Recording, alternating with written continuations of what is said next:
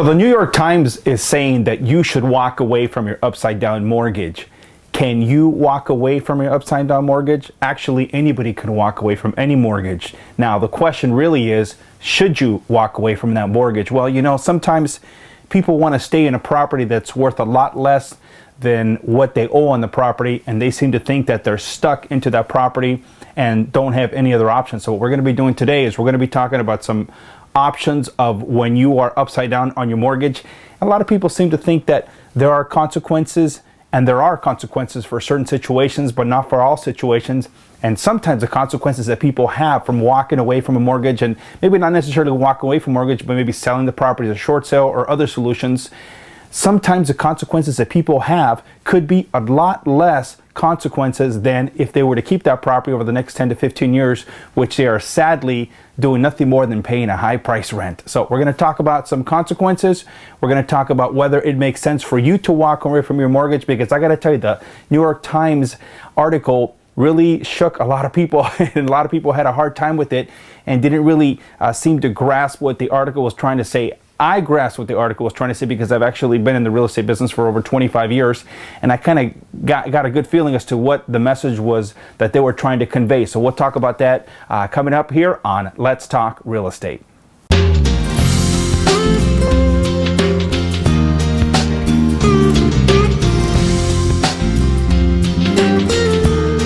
2009, I came up with a report that gave us a pretty good idea of how long it's going to take for you to recoup the loss of value of that property. For instance, a lot of people who bought a home in the past 2, 3, 4 years, they owed $500,000 or $600,000 on that property because that's what they paid for it. Because most people bought these homes with little or no money down, and now that property is worth $250,000 to $300,000, and people seem to think, oh, well, in a couple, 3 years, it's going to be okay. But in many situations, it's more than a couple, 3 years. So what I did is I actually designed a spreadsheet that gives you a pretty solid idea of how long it'll take for you to recoup the loss of the value of that home. In other words, how long is it going to take for your property to be worth what you owe on that property? How long is it going to take for you to basically stop paying a high price rent?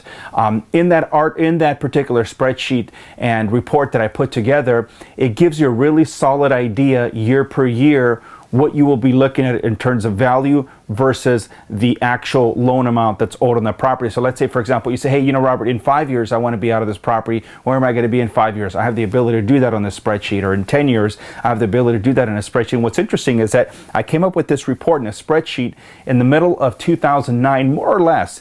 And in the beginning of 2010, maybe the first quarter of 2010, some scientists or study experts, if you will, put together a report that pretty much solidified the market analysis or the property analysis that I put together in 2009, mid-2009. In fact, I was contacted by AOL News to comment on that particular story and report that came out by these experts, because it pretty much was correlating with what I had been saying about 9 months before. So if you want to read that article, if you have not read that article, it was on AOL News and it's pretty much throughout the internet.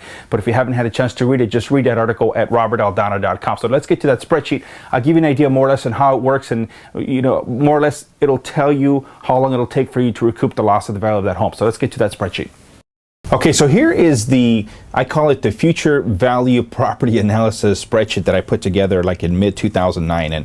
And the reason why I put this together is because a lot of people are owing a lot more on their property than what it's worth. Let's say, for example, their home is worth $280,000 and they owe $500,000. Just gives you a good idea of how long it's going to take, more or less, for them to recoup the loss of value on their home. In other words, where is the break-even point where they start making money on this particular investment or property that they live in? Even if they live in, it's still an investment, because real estate should always be thought of as an investment. This is a particular client scenario that we had last week, just a few days ago, come in, and they have a property right now that is worth $280,000. So what I usually do is I'll pull a market analysis on their property, which will give me an idea more or less what their property is worth. And this particular family had a property that's worth today $280,000. Now here is the appreciation rate that we can put in. You can change it. You can do 2%. You know, you can do 5%, whatever you think it is. I usually put 3% to kind of keep it safe. But let's say, for example, properties that start going up in value by 3% per year, they have a balance on their mortgage of $610,000. They have an interest rate of 5.19% on their particular mortgage right now.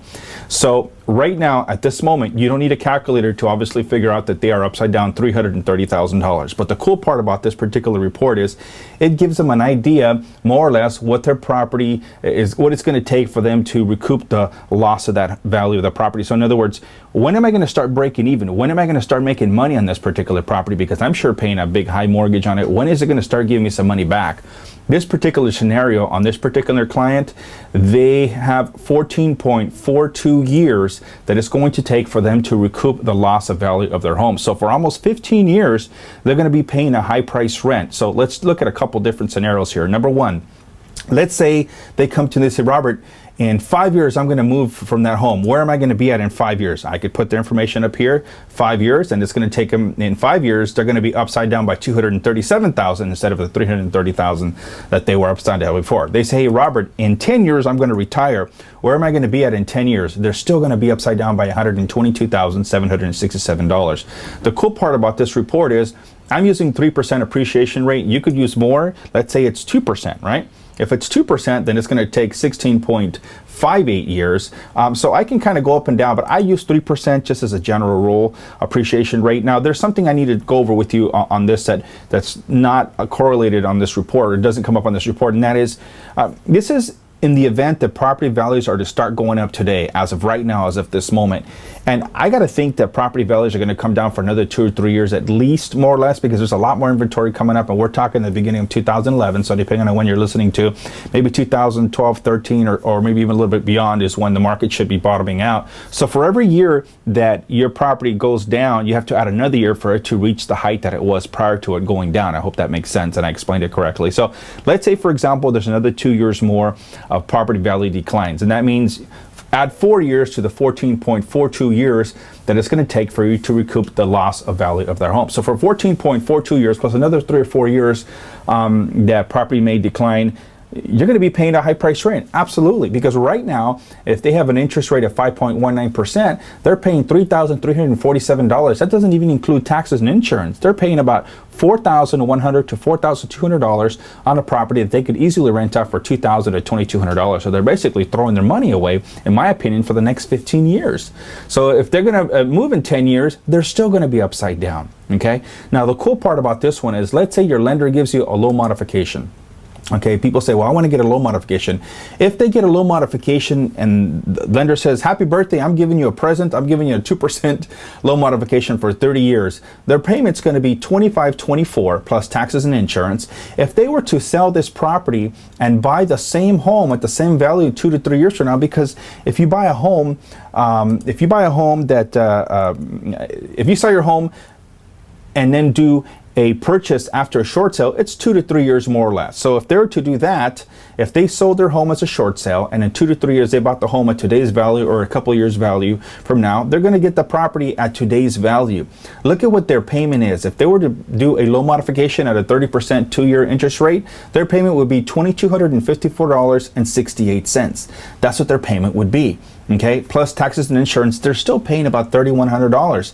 If they were to buy that same home today, instead of keeping this property at the much higher loan balance, with a low interest rate of 4.5%, give or take, because nobody knows what rates are going to be in the future, but let's say they're 4.5%, their payment's going to be $1,418. That's a huge difference. That's a difference of $835 a month that they're paying more because they're keeping that property with a loan modification instead of just selling the property and then buying another home in another couple, 3 years. Okay. Now, this is the amount of time, this is the amount of money that they're paying extra by keeping this property in 14.42 years. By keeping this home with the loan modification versus just buying another home in 2 to 3 years, they're paying $144,654 extra.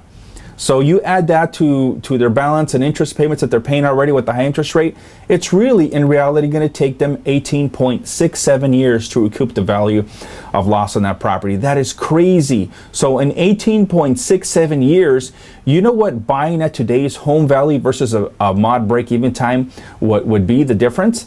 You're going to have a difference of $486,167.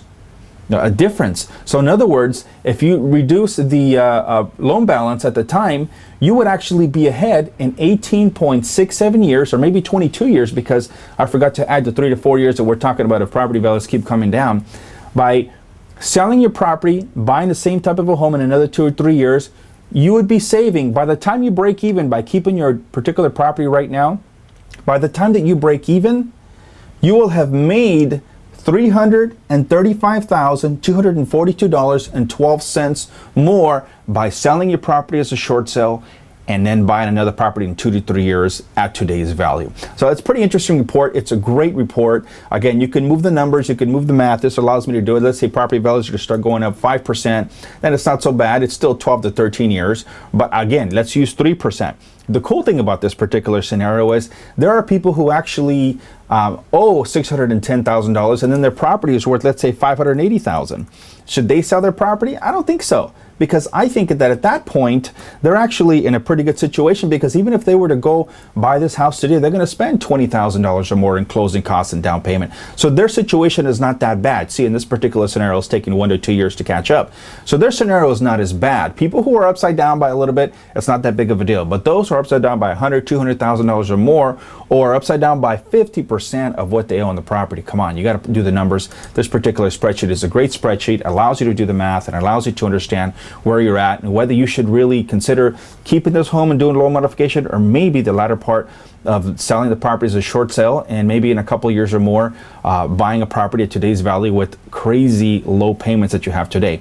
Here's a little graph that kind of shows how long it'll take, and there's some more information on the spreadsheet. It's pretty dynamic. It kind of goes over like all your amortization schedule, what year your target rate is. It'll tell you more or less by the dollar and by the penny how much you'll be owing at any particular time. So this is my future value property analysis spreadsheet. If you would like more information, if you would like for me to do this analysis for you, call me anytime, 1-800-882-7896, 1-800-882-7896, or just email me, robert@robertaldana.com. But I'll tell you what, the numbers don't lie. Okay, so now you've got a pretty solid idea and understanding of how long it'll take for you to recoup the value of that you have lost on that particular property. So let's talk about a few pros and cons about walking away. And again, I want to preface this by saying when I'm saying walk away, it's not necessarily meaning walk away. And another thing too is I'm not telling people to walk away from their mortgage. I'm giving you information that can help you make a decision whether you should or should not walk away from mortgage. Really, nobody can tell you if you should